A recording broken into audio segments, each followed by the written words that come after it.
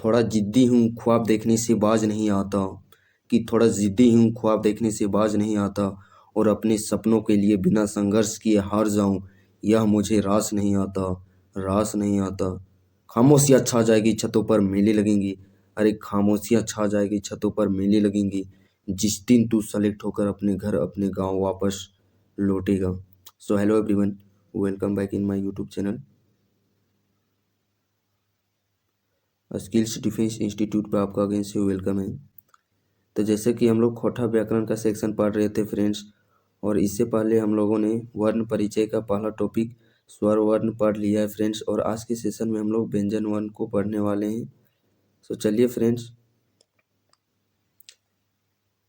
और जो भी कैंडिडेट यदि टेलीग्राम ग्रुप से नहीं जुड़े हैं तो मैं उनको बताना चाहता हूँ फ्रेंड्स कि टेलीग्राम ग्रुप पे डेली बेसिस पे झारखंड जीके से रिलेटेड जो भी प्रश्न पूछे गए हैं फ्रेंड्स, या फिर पूछने की संभावनाएं रखता है, सो उन प्रश्नों को क्यूज फॉर्म में आपको डेली बेसिस पे वे प्रश्न आप लोगों को टेलीग्राम ग्रुप में करवाए जाते हैं फ्रेंड्स।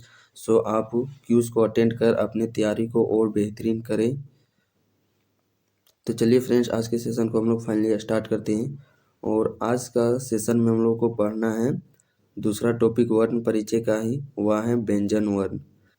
बात करें कि व्यंजन वर्ण आखिरकार कहते किसको हैं, इसके परिभाषा को हम लोग किस प्रकार समझ सकते हैं, तो थोड़ा इधर ध्यान दीजिएगा। जिन वर्णों को बोलने के लिए स्वर वर्ण की सहायता ली जाती है, बस उन्हीं वर्णों को ही व्यंजन वर्ण कहते हैं। इधर से पुनः एक बार ध्यान दीजिएगा फ्रेंड्स, कि जिन वर्णों को बोलने के लिए स्वर वर्ण की सहायता ली जाती है, उन वर्णों को ही व्यंजन वर्ण कहा जाता है। एग्जाम्पल के तौर पर यदि मैं आप लोगों को समझाना चाहूँ फ्रेंड्स, तो जैसे कि ये का है, ठीक है, यह एक व्यंजन वर्ण है।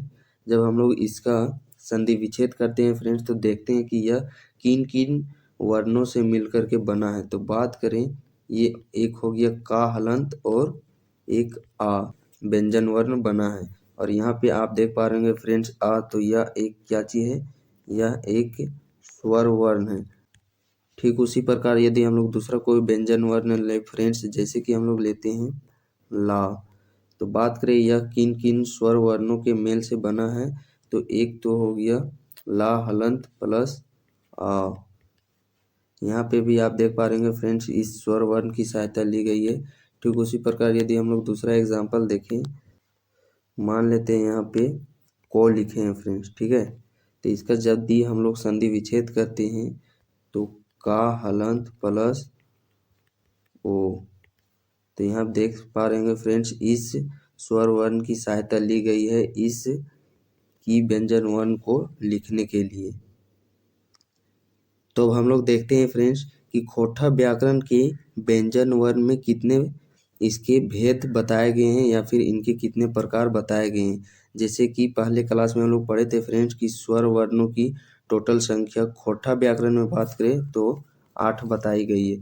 ठीक उसी प्रकार यदि हम लोग बात करें फ्रेंड्स कि व्यंजन वर्णों की संख्या, तो वह टोटल है 31। यहाँ से डायरेक्टली प्रश्न पूछे जाते हैं, सो इन पॉइंट्स को आप अपने नोट्स बुक पे जरूर नोट करते हुए चलिएगा। डायरेक्टली प्रश्न इस प्रकार से पूछ लिया जाता है फ्रेंड्स कि खोटा व्याकरण में व्यंजन वर्ण के कितने प्रकार हैं। ऑप्शन है 30, 31, 32, 33। तो क्या चीज हो जाता है फ्रेंड्स, 33। यहाँ पे आप देख सकते हैं कौन कौन से व्यंजन वर्णों को खोटा व्याकरण में मान्य दिया गया है। का, ख, ग, घ, ये का वर्ग पूरा, चा वर्ग भी पूरा फ्रेंड्स, और टा वर्ग भी पूरा, ता वर्ग, पा वर्ग, और अंतरसिया रा ला हुआ, तालब सा और हाँ।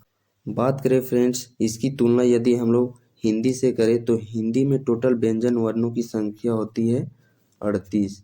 तो इन्हीं 38 में से सिर्फ 31 को ही या खोटा व्याकरण में व्यंजन वर्ण के रूप में प्रयोग किए जाते हैं, और बाकी के बचे फ्रेंड्स 7। तो यहाँ पे आप देख सकते हैं कौन से 7 व्यंजन वर्ण हिंदी के हैं जिनको कि खोटा व्याकरण में व्यंजन वर्ण के तौर पर इसको शामिल नहीं किया गया है। यहाँ से भी डायरेक्टली प्रश्न इस प्रकार पूछ लिए जाते हैं फ्रेंड्स कि खोटा व्याकरण में कौन कौन से हिंदी व्यंजन वर्ण के प्रयोग नहीं किए जाते हैं। तो कौन कौन से आप यहाँ देख सकते हैं, अंगा, मूर्धन्या, तालब सा, धन सा, संजोगी छा, तरा और ज्ञा। इस प्रकार ये 7 वर्ण है फ्रेंड्स, जिनका कि यूज हम लोग खोटा व्याकरण में डायरेक्टली इसी रूप में नहीं करते हैं, इसके स्थान पर किसी अन्य शब्दों का प्रयोग करते हैं। जैसे कि पहले क्लास में हम लोग स्वर वर्ण कुछ पढ़े थे फ्रेंड्स, जो बाकी बच गए थे 5 वर्ण, तो उनके स्थान पर कैसे दूसरा शब्द का प्रयोग किया जाता था। तो ठीक इसमें भी इन 7 वर्णों के स्थान पर किसी दूसरे शब्द का यूज किए जाते हैं। इसी फॉर्म में, इसी रूप में इन वर्णों का यूज ना करके इनके स्थान पर किसी दूसरे शब्द का यूज किया जाता है। लेकिन ये जो आप 31 वर्ण देख पा रहे होंगे फ्रेंड्स, ये 31 वर्ण हैं जो कि खोटा व्याकरण में इसी रूप में, इसी फॉर्म में यूज किए जाते हैं। तो चलिए फ्रेंड्स, अब हम लोग 1 बाय 1 देखते हैं कि इन 7 वर्णों के स्थान पर किन किन शब्दों का प्रयोग किया जाता है। यहीं से प्रश्न पूछे जाते हैं। यहाँ जैसे आप देख पा रहे होंगे फ्रेंड्स, ए नंबर पे डायरेक्टली प्रश्न इस प्रकार पूछा जाता है और प्रीवियस एग्जाम में पूछे भी गए हैं। जब मैं इससे रिलेटेड कल ऑब्जेक्टिव टाइप वीडियो लाऊंगा फ्रेंड्स, तो आप वहाँ पे देखिएगा कि किस प्रकार के प्रीवियस ईयर में प्रश्न पूछे गए हैं। सो पूछा जाता है कि मूर्धन्य के स्थान पर कि किस शब्द का प्रयोग किया जाता है, तो किस शब्द का या ना शब्द का प्रयोग किया जाता है।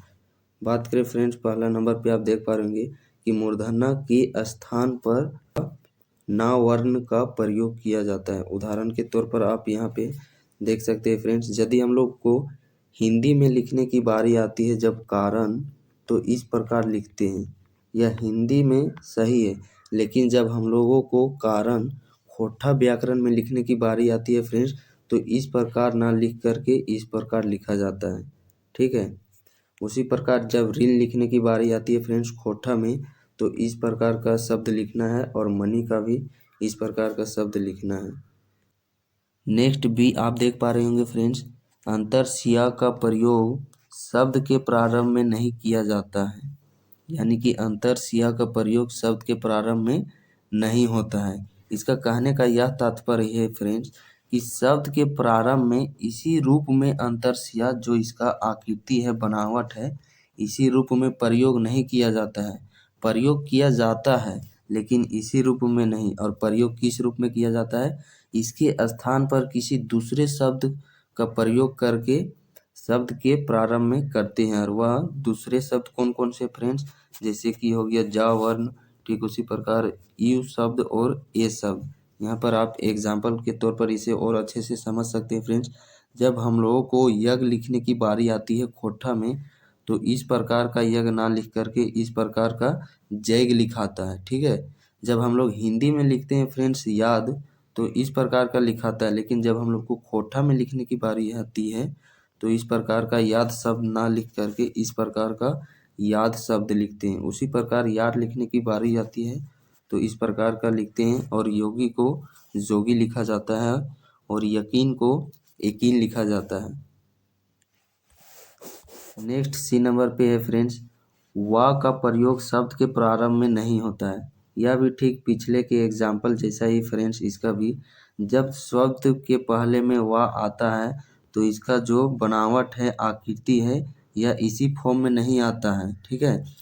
और शब्द के प्रारंभ में यूज होता है लेकिन इसके स्थान पर किसी दूसरे शब्द का प्रयोग किया जाता है। जैसे कि आप एग्जाम्पल के तौर पर यहाँ पर देख सकते हैं फ्रेंड्स, यहाँ पर आप ब और ओ देख रहे हैं फ्रेंड्स, तो इनको भी याद रखिएगा। काहे कि यहीं से इसी प्रकार प्रश्न पूछे जाते हैं कि खोटा व्याकरण में वा के स्थान पर किन शब्दों का प्रयोग किया जाता है और अंतरसिया के स्थान पर किन शब्दों का प्रयोग किया जाता है। जब मैं ऑब्जेक्टिव प्रश्न कराऊंगा फ्रेंड्स, तो आप वहाँ पे गौर कीजिएगा इन प्रश्नों को।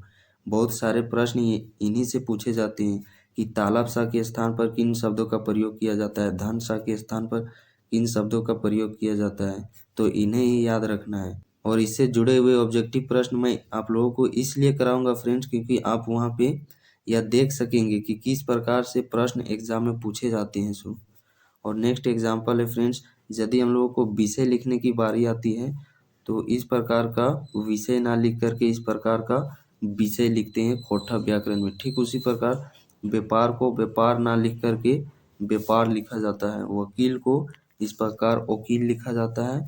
वजह को वजह लिखा जाता है और वजन को वजन। इस प्रकार के शब्द खोटा व्याकरण में यूज किए जाते हैं। और इस प्रकार हिंदी में यूज किए जाते हैं, बट यह खोटा में इसे गलत माना जाता है, रॉन्ग माना जाता है। अगला एग्जाम्पल है डी नंबर पे, तालब सा के स्थान पर इस धन सा का प्रयोग किया जाता है और मूर्धन सा के स्थान पर इस खा और धन सा का प्रयोग किया जाता है। तो उदाहरण के तौर पर आप इसे देख सकते हैं फ्रेंड्स, यदि हम लोग को शांति लिखना है खोटा व्याकरण में या फिर खोटा बुक में तो इस प्रकार शांति लिखते हैं। ठीक उसी प्रकार जब शुभ शुभ लिखने की बारी आती है फ्रेंड्स, तो इस प्रकार का शब्द ना यूज करके इस प्रकार का शब्द यूज करना है। और शोभा लिखने की बारी आती है तो इस प्रकार शोभा लिखना है और शीत इस प्रकार लिखाता है। जब 20 लिखने की बारी आती है फ्रेंड्स, तो हिंदी में तो इस प्रकार के शब्द यूज किए जाते हैं, बट खोटा में इस प्रकार का शब्द यूज ना कर करके भीख लिखा जाता है। उसी प्रकार जब पुरुष लिखने की बारी आती है फ्रेंड्स, तो इस प्रकार का पुरुष ना लिख करके पुरुष और पुरुष इस प्रकार लिखते हैं।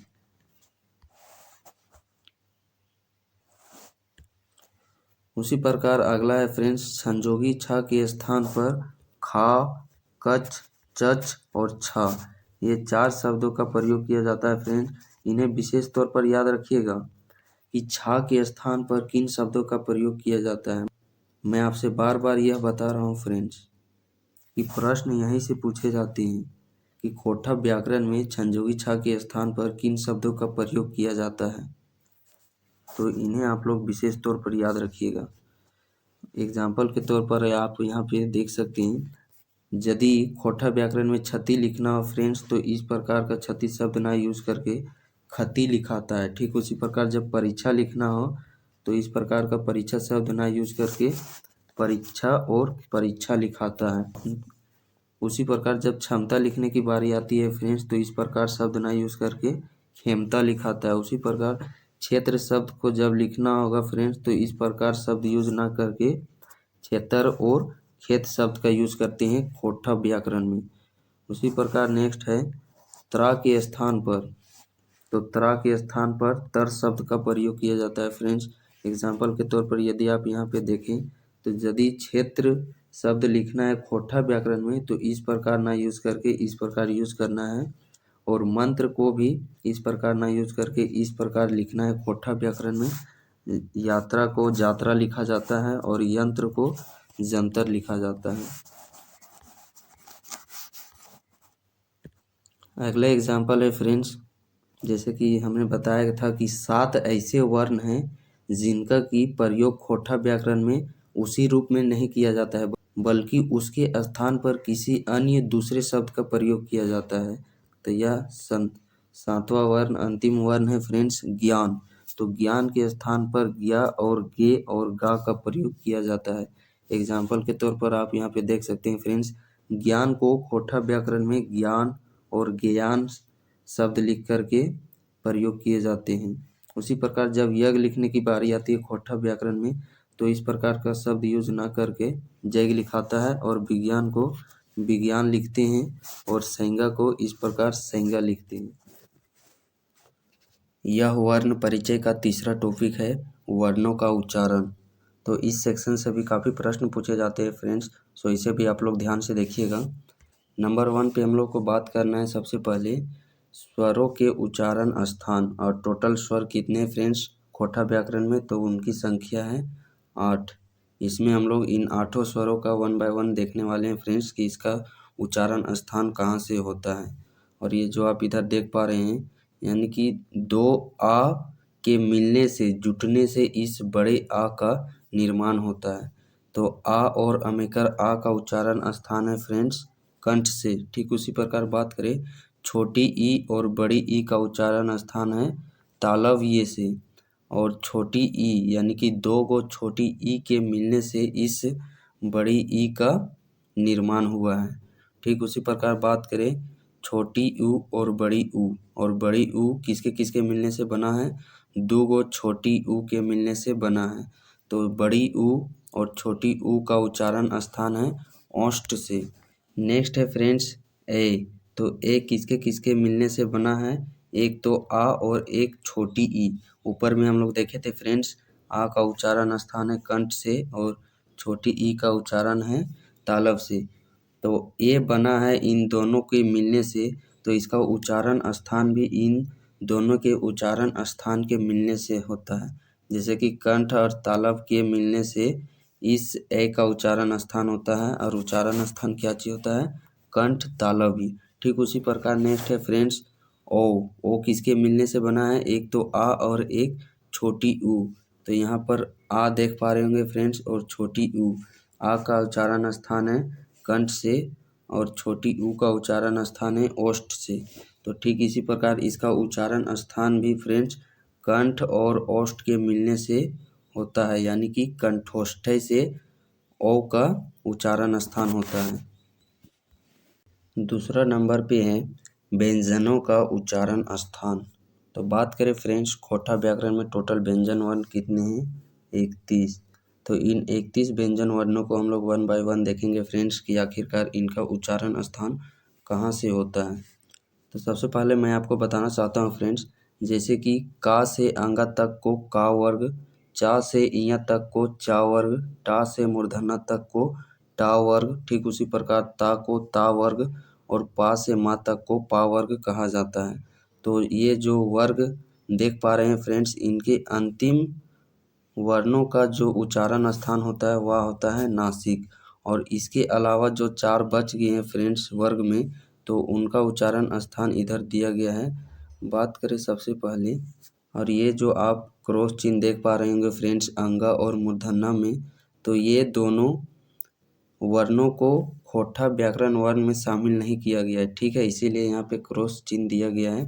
और इसके अलावा जो सभी व्यंजन वर्ण हैं इनको खोटा व्याकरण में इनका मान प्राप्त है, यानी कि इन्हें खोटा व्याकरण के व्यंजन वर्ण के सदस्य में इन्हें रखा गया है।